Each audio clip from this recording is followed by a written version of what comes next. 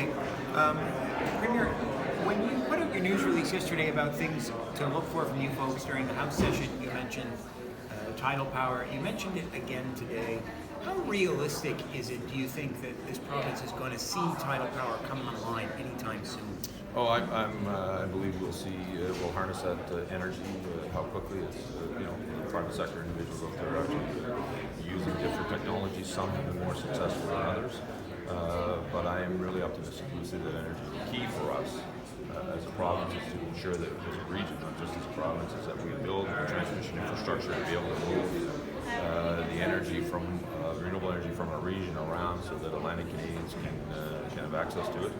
That's why the last time the Atlantic Premiers were together was a big focus of we brought all our utility heads together to identify where are the bottlenecks inside of Atlantic Canada and how do we make sure that we improve that infrastructure and bring the federal government into that conversation. Considering the past failures, what gives you that optimism that things will turn around for Tidal Energy well, here? There's energy coming out of there now, going into force. The question is, we're looking at the right technology. It's been said many times, people don't have a good handle on the force of that body of water, and it's being proven to be true when people are putting their technology in.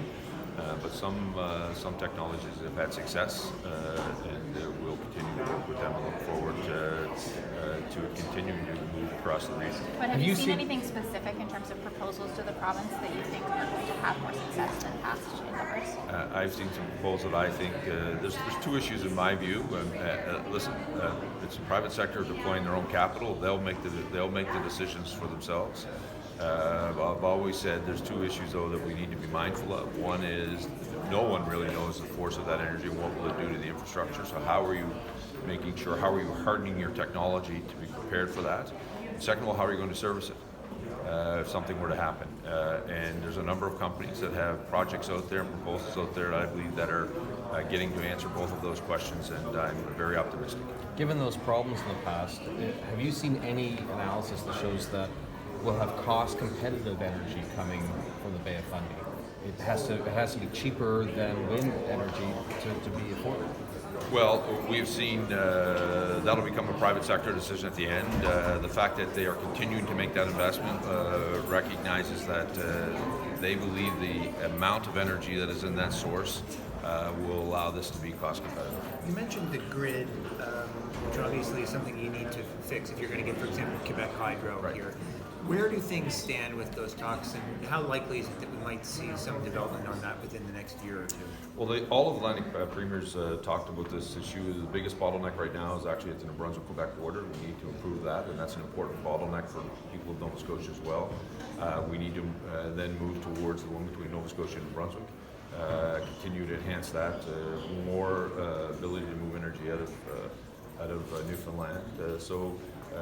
All of our provinces have come together, our utilities have come together, and have identified where are the priorities in the region to look at this system regionally as opposed to an isolation provincially.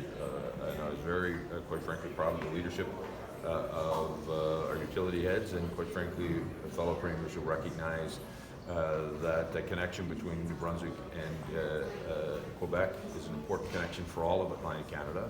And it should be our priority at this moment in time, and then we move into dealing with the one between Nova Scotia and Quebec. The Atlantic premiers and federal ministers met in Halifax earlier this year to outline plans to do analysis of that. We were supposed to see something over the summer before the federal election. What's your understanding of why that didn't happen, and how close is that? There's still ongoing work, technical work that would be required for our utilities.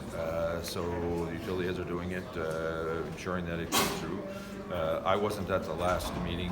Minister Casey was there on my behalf. That happened in New Brunswick when it was happening. But this was the number one topic that would have become part of that.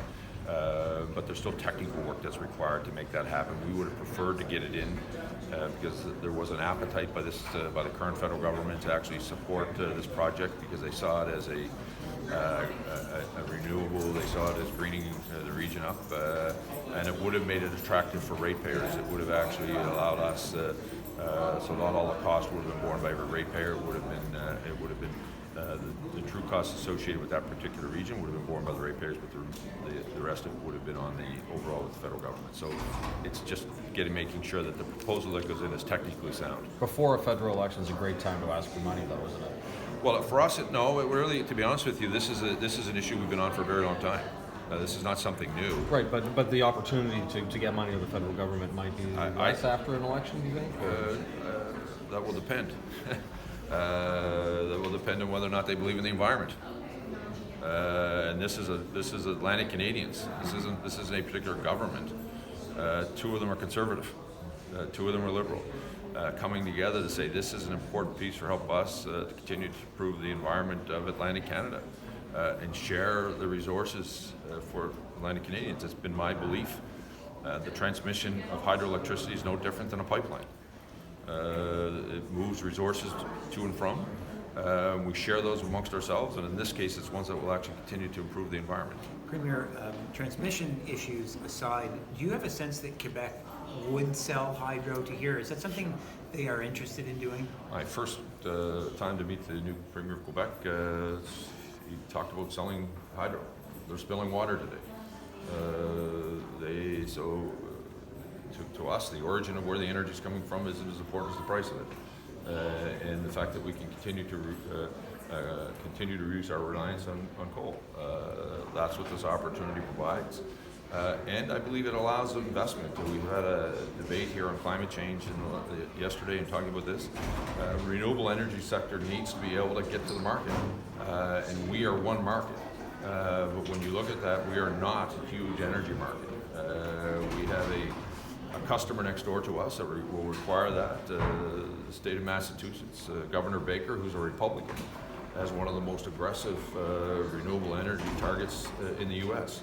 That's a market that I believe we should be doing everything we can to ensure that any renewable energy that Atlantic Canadians have gets into that marketplace. How do you expect our reliance on coal to factor into the new environmental legislation? We're well on our way to continue to reduce our reliance on coal, to continue to reduce our dependency. As you know, the federal government has laid out a path by 2030.